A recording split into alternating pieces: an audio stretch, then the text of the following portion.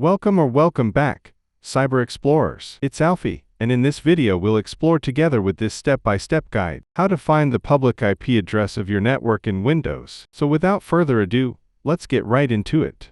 Here are the steps to find the public IP address of your network in Windows.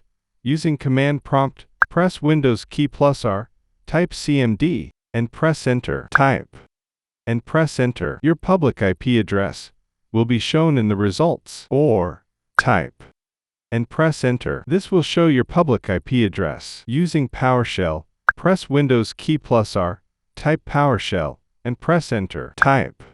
This should return your public IP address. Using a web browser, alternatively, you can easily find your public IP address using a web browser. Open a web browser. Search for "What is my IP address?" The search results will display your public IP address at the top of the page, or you can go to the whatismyipaddress.com website.